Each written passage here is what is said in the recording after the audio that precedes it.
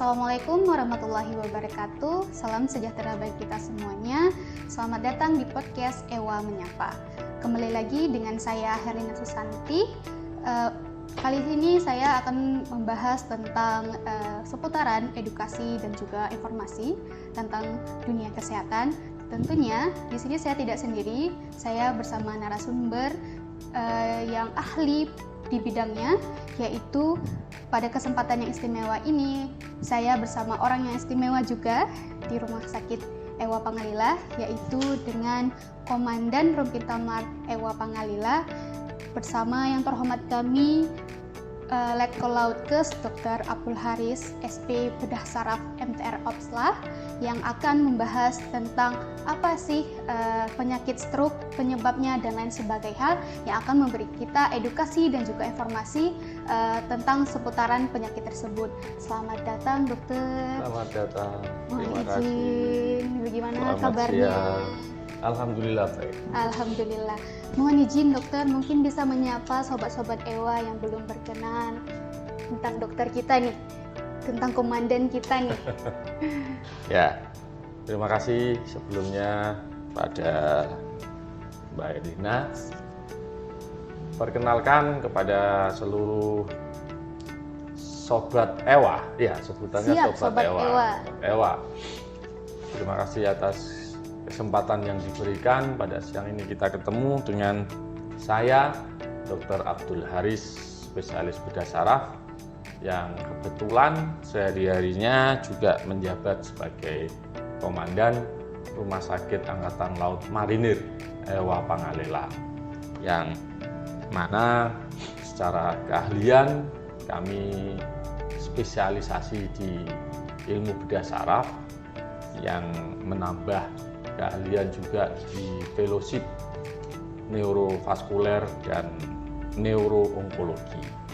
Demikian perkenalannya. Insya Allah, berarti kita pada sore hari ini kita bersama narasumber yang istimewa dan juga ahli pada bidangnya.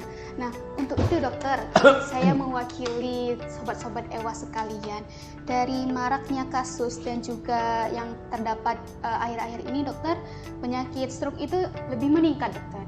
Mungkin dokter bisa menjelaskan penyebabnya, umumnya pencetus stroke tersebut apa aja nih dokter? Ya, baik. Untuk diketahui terlebih dahulu, apa sih itu penyakit stroke? Siap. Penyakit stroke itu adalah istilah yang digunakan secara umum untuk mewakili gangguan pembuluh darah yang ada di dalam otak. Orang menyebutnya stroke. Stroke. Gangguan itu sendiri ada dua macam. Yang pertama buntunya pembuluh darah otak, yang kedua pecahnya pembuluh darah otak. Yang masing-masing tersebut juga mempunyai gejala klinis yang hampir-hampir sama, Kemudian tentang pencetusnya sendiri ya bergantung dengan jenis dari stroke-nya itu sendiri. Kalau dan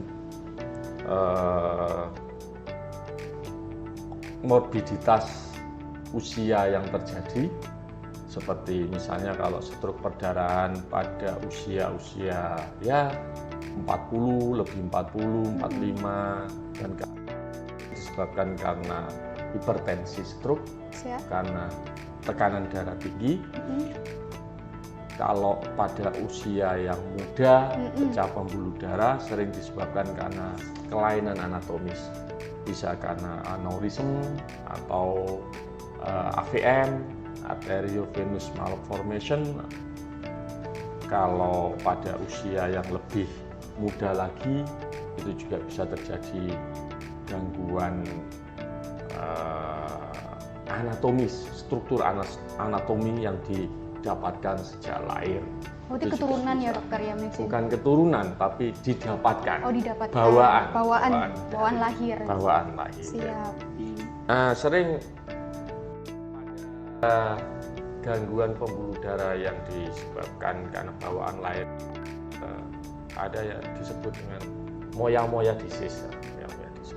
Itu beberapa penyebab atau jenis penyakit yang sering menyebabkan gejala dan orang awam menyebutnya stroke. Stroke. Kemudian untuk jenis yang kedua yang pembuntuan pembuluh darah, itu karena banyak pencetusnya karena memang akibat dari gangguan metabolik secara umum, seperti gangguan profil lipid, kemudian asam urat yang tinggi, kemudian yang kesemuanya itu menyebabkan adanya perubahan pada lumen pembuluh darah lebih mengecil sehingga memudahkan terjadinya trombosis, dan hasil akhirnya adalah stroke pembuntuan atau yang kita kenal stroke infark. Baik. Ada dua ya dokter ya. Yang kedua itu dokter, mungkin apakah penyebabnya salah satunya dari pola hidup yang kurang sehat mungkin dokter? Bisa dikatakan demikian, seperti hipertensi, stroke yang disebabkan karena pecah pembuluh darah oleh karena tingginya tekanan darah, yang mana sistol pada pasien tersebut bisa lebih sampai dengan 250, banyak kejadian lebih dari 250, sehingga pecah pembuluh darahnya. Walaupun ada sebab karena keturunan, secara genetik juga ada, bisa, tapi pola gaya hidup, pola makan itu juga ada pengaruh. Siap. Nah, untuk itu dokter, faktor resiko pencetusnya dari stroke tersebut apa aja nih dokter? Kalau dikatakan faktor resiko ya secara metabolik, hipertensi, tekanan darah tinggi, semakin tinggi juga resiko terjadi stroke. Diabetes juga bisa meningkatkan kemungkinan terjadi stroke. Usia semakin tinggi juga meningkatkan resiko terjadi stroke. Jenis kelamin laki-laki lebih tinggi. Kenapa dokter nih laki-laki lebih dominan mendapat resiko penyakit stroke? Resiko sering pada laki-laki karena pada umumnya tingkat stresor yang terjadi pada jenis kelamin laki-laki. Kalau secara metabolik di dalamnya ya tetap bergantung dengan pola hidup, pola makan yang sehari-hari dilaksanakan. Biasanya wanita lebih tertib, lebih disiplin dibandingkan laki-laki. Baik. Nah dokter, jika nih mungkin seseorang mungkin bisa jadi bahan wejangan untuk sobat-sobat EWA sekalian, kalau seseorang mengalami gejala seperti yang tadi dokter, penanganan awal yang harus dilakukan apa aja nih dokter? Jadi gejala klinis yang muncul pada stroke itu antara stroke perdarahan maupun stroke pembuntuan itu hampir sama, bergantung dari area atau letak gangguan itu sendiri terjadi di mana. Kalau memang dia misalnya terjadinya di area sebelah kiri, di daerah misalnya basal ganglia, atau di daerah area motorik sebelah kiri, berarti nanti gejala yang timbul banyak mengenai alat gerak di sisi kanan. Hal yang mesti dilakukan untuk pencegahan ya tadi memperbaiki pola hidup, istirahat cukup, pemeriksaan rutin standar tentang marker-marker, parameter-parameter metabolik yang dibutuhkan, kemudian cek rutin tekanan darah, kemudian bila merasa ada sesuatu yang tidak nyaman atau hal-hal yang sifatnya harian tidak terjadi tapi kok dirasakan, segera datang ke IGD, dan Rumah Sakit EWA Pangalela saat ini sudah tersedia CT scan, fasilitas kesehatannya fasilitas penunjang radiologi CT scan kita sudah punya, yang mana untuk menegakkan diagnosa stroke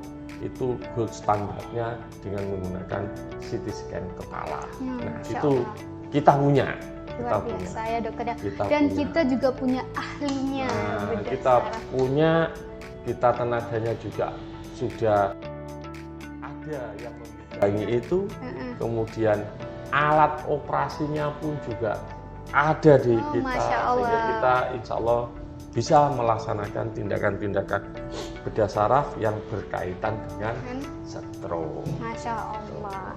Nah dokter, nih misalnya penderita stroke nih, hal-hal apa aja yang tidak boleh dilakukan untuk memberatkan penyakitnya mungkin, atau bisa meringankan penyakitnya mungkin?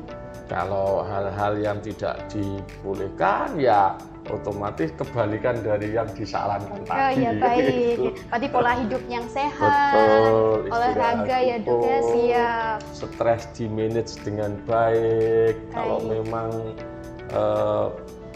melebihi kemampuan stresnya, ya cari jalan keluar yang ya healing. Hal-hal yang membahagiakan. Betul. Buat rekreasi, buat ya mengerjakan hal-hal kecil tapi membuat bahagia gitu. Benar. Nah dokter, mungkin sahabat Ewa pasti bertanya ya, hal yang paling besar yang ditanyakan oleh pasien-pasien yang menderita penyakit stroke ini, apakah bisa sembuh total dokter? Bisa sembuh total apa tidak, atau memberikan gejala sisa yang namanya sequel pasca stroke, sangat bergantung dengan modal atau gejala klinis pertama kali yang terjadi. Bila mana gejala klinisnya itu tidak berat, biasanya bisa kembali dan bisa dilatih. Misalnya orang stroke ada kelemahan hemiparese, bisa dilatih melalui fisioterapi, latihan rehab medik, dan itu pun Ewa Pangalela rumah sakit kita juga ada ya dokter ada fasilitas. Oh Masya Allah, juga ada dokter terapinya. Ada. Masya Allah, spesialis lengkap ya rehab dokter ya. medik itu juga ada. Makanya kita mencoba dalam setahun 2 tahun ini kita mencoba mengubah image kita, image rumah sakit kita yang dari rumah sakit image yang pertama rumah sakit tentara yang dilayaninya hanya tentara saja, tapi kita ubah bahwa kita juga melayani masyarakat umum yang ada di sekitar kita dengan menggunakan fasilitas BPJS tanpa ada tambahan biaya. Semua insya Allah kita bisa membantu sesuai dengan kemampuan yang ada. Kemudian mengubah image berikutnya adalah mengubah rumah sakit tradisional, mulai dari ruangan-ruangannya yang tradisional kita ubah menjadi rumah sakit ya sedikit modern lah, dengan tampilan-tampilan yang menarik, menarik, kebersihan kita tingkatkan, pelayanan keramah kita tingkatkan, respect, ramah, senyum, dan pelayanan yang prima. Kita layani. Benar ya dok, seperti slogannya ya dokter ya. Seperti untuk kita sapa, tanya, senyum, dan layani. Jadi kena semua. Dan mudah-mudahan keberadaan kita pun juga memberikan manfaat selain kepada prajurit di sini khususnya prajurit marinir, keluarga marinir, prajurit TNI Angkatan Laut, khususnya pada umumnya seluruh TNI dan keluarganya, para purnawirawan marinir, non-marinir, purnawirawan TNI, TNI AL, TNI, dan masyarakat sipil yang ada di sekitar kita atau masyarakat sipil yang mempercayakan problem masalah kesehatannya kepada kita. Kita akan layani semaksimal kita mampu layani. Luar biasa komandan kita yang tadi istimewa pada hari ini. Nah, dengan kesempatan ini yang telah kita sampaikan dan juga edukasi yang sangat edukatif yang diberikan oleh para ahlinya langsung, mungkin sobat-sobat Ewa sekalian yang mengalami masalah kesehatan dan juga ada masalah problematik dalam kesehatan baik stroke dan lain sebagainya hal, kita mempunyai fasilitas yang memadai dan juga sumber daya manusia yang juga baik. Mungkin dokter bisa menyampaikan kata-kata terakhir terakhir untuk sahabat Ewa sekalian, untuk para sahabat sekalian, ada kata-kata penyampaian terakhir? Iya. Terima kasih. Jadi sebagai take home message-nya adalah Rumah Sakit Ewa Pangalela sebagai rumah sakit Angkatan Laut Marinir Siap. sudah tersedia fasilitas, tersedia tenaga profesional, dan insya Allah siap untuk memberikan layanan, khususnya layanan emergensi di bidang atau dalam kasus stroke. Nah, itu saja, yang mana itu semua diharapkan ke depannya memberikan nilai lebih untuk Rumah Sakit Ewa Pangalela itu sendiri. Bisa dilihat di bawah ini dan juga nomor kontaknya. Sekian dari kami. Wabillahi taufiq wal hidayah. Wassalamualaikum warahmatullahi wabarakatuh. Sahabat dokter. Terima kasih banyak dokter. Terima kasih.